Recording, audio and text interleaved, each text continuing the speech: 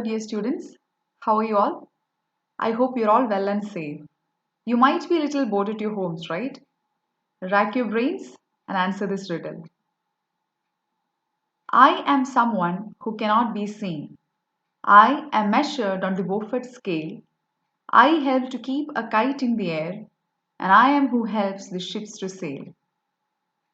Who am I? Right, you are.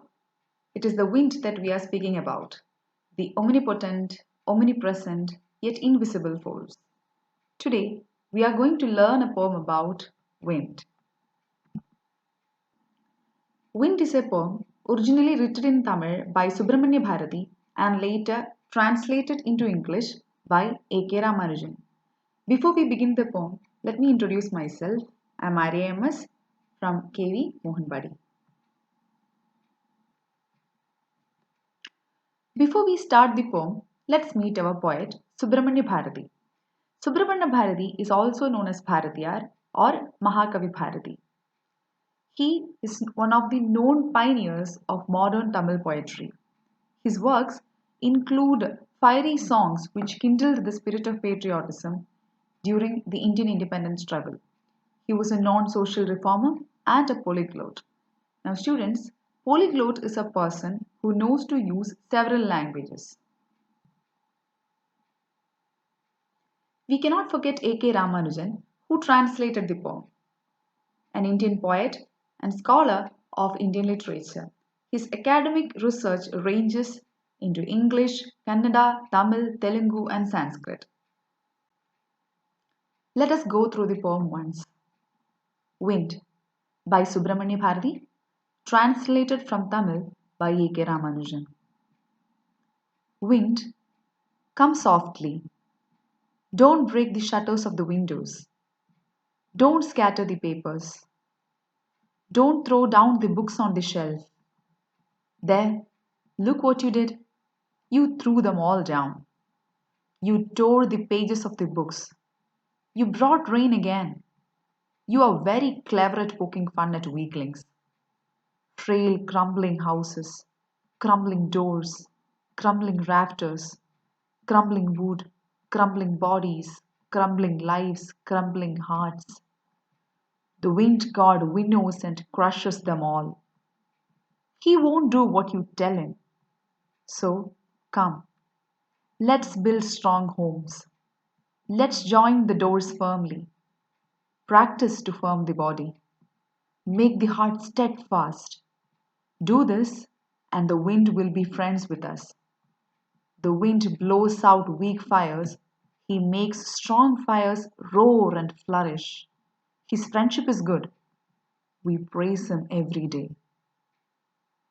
Let us go through the poem line by line. The poet is talking to the wind. He requests the wind to come softly. He is asking the wind not to be very strong or loud. He wants it to be soft and subtle.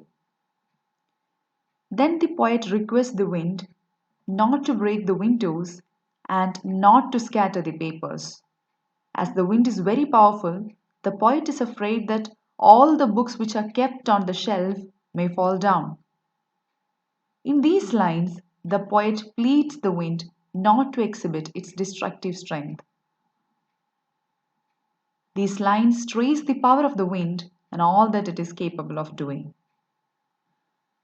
But the wind is not someone who listens to anyone. He did whatever he wanted to do.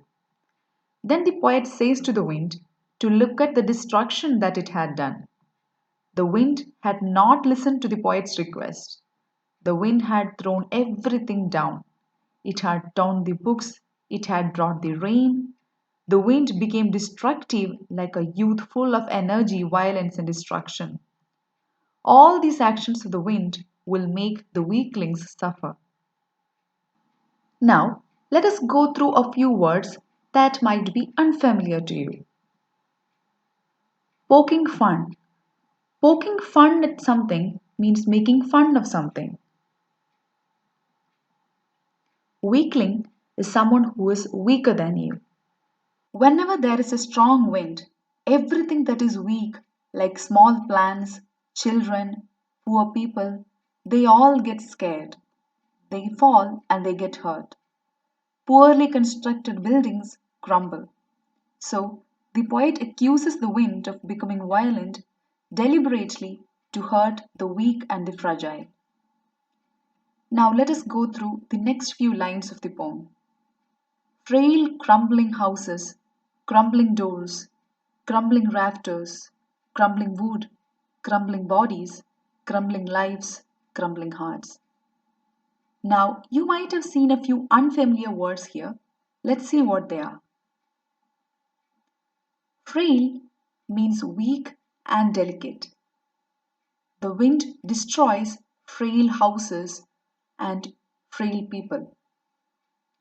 Now, the word crumbling means falling or to cause something to break. Rafter is the sloping beam that supports the roof of a building. Poet says that everything crumbles when they collide with the wind's rage. When the wind is very powerful, it knocks down everything. Everything that is weak collapses when the wind hits hard. Weak houses go to pieces. Brittle doors shatter. The roofs and the rafters fall apart. People and animals suffer. Lives perish. Hearts crumble. The wind here represents the adversities and challenges of life.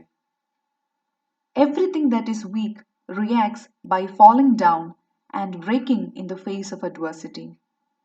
So the poet says that whenever a weak person faces an adversity or a challenge in life, he breaks down and falls. The word crumbling is repeated so many times here to lay stress that everything crumbles in the face of a strong wind.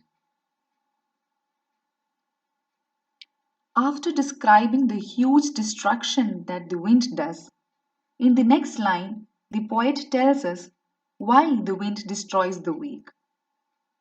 The wind god winnows and crushes them all.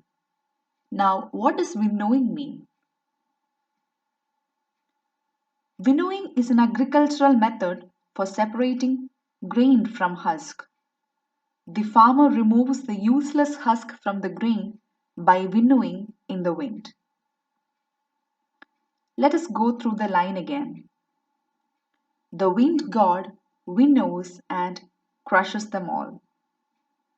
The poet is addressing the wind as wind god, and he is saying that the powerful god of wind tests everyone. The wind god winnows people to separate the strong people from the weak people. Those people who are weak fall down and get crushed.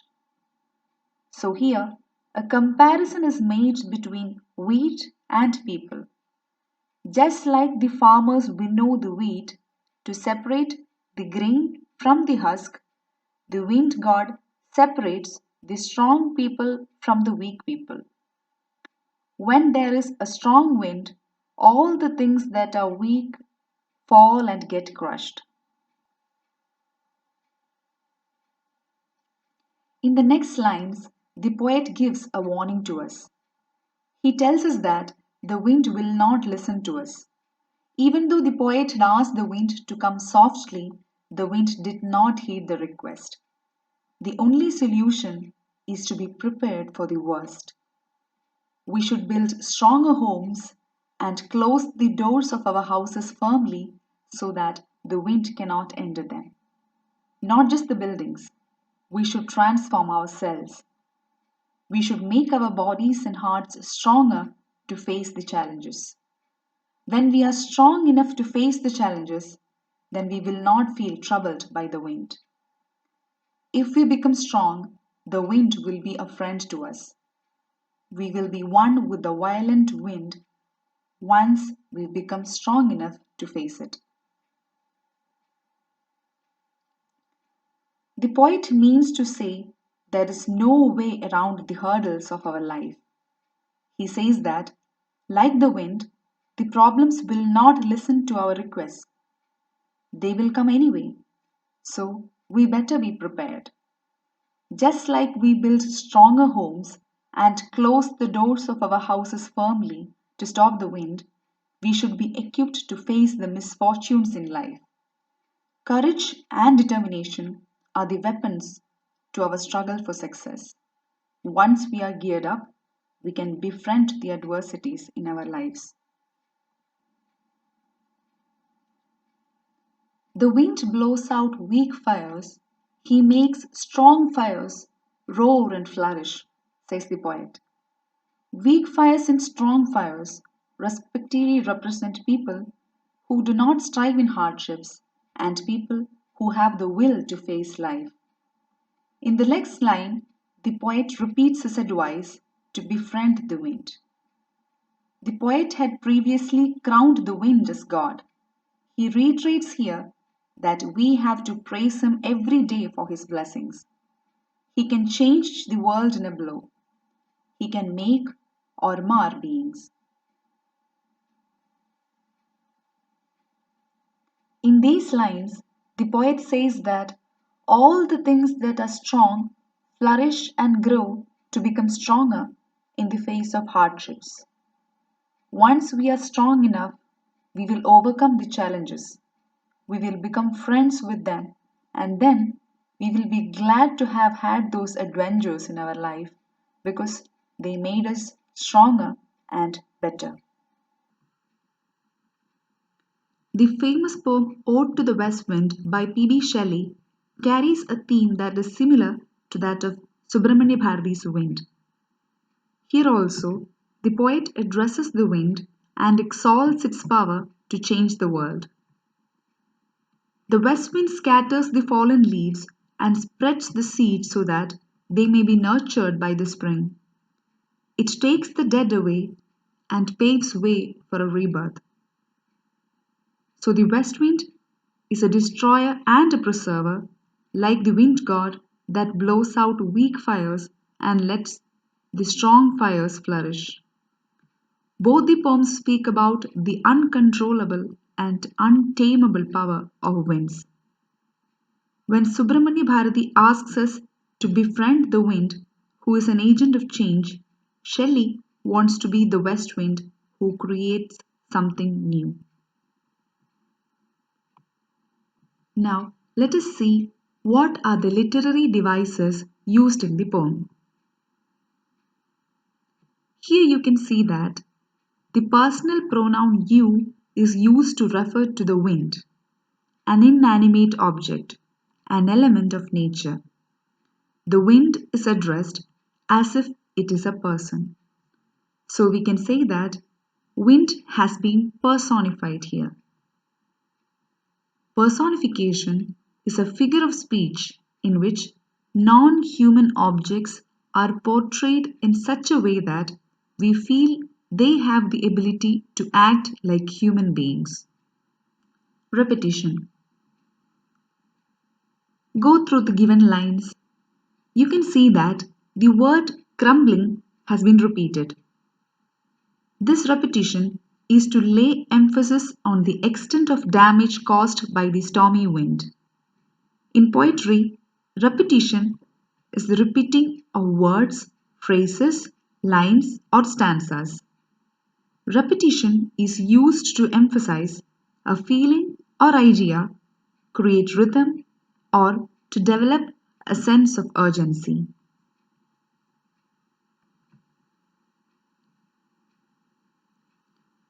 Now go through the given lines.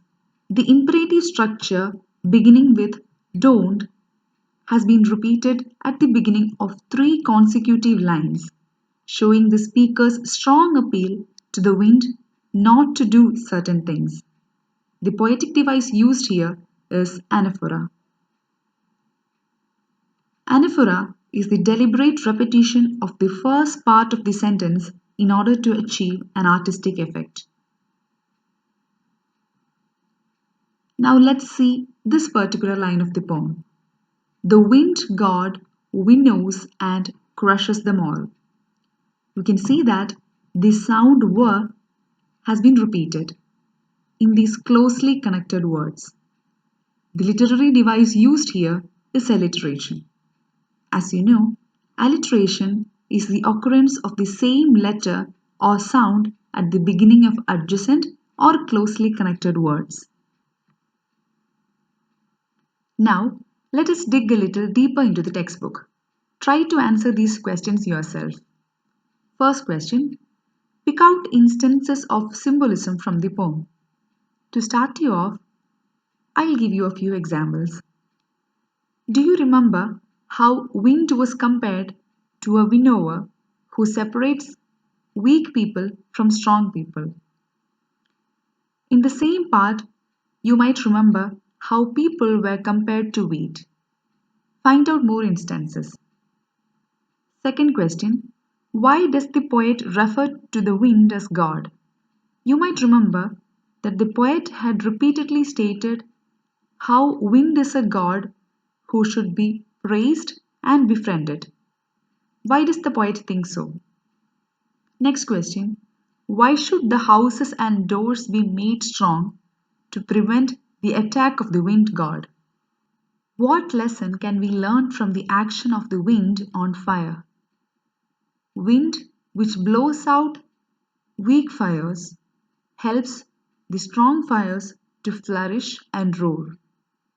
What lesson can we learn from this instance? Now let us think outside the text. You saw how misfortunes crushed the life of the weaklings, how hardships leave their lives collapsed and dilapidated. Do you think that the ones who survive these hardships are bound to lend a helping hand to the underprivileged ones? Do you think that they have a moral responsibility to their less privileged fellow beings? Think about it. Dear students, thank you so much for your time and attention. Stay safe, stay happy.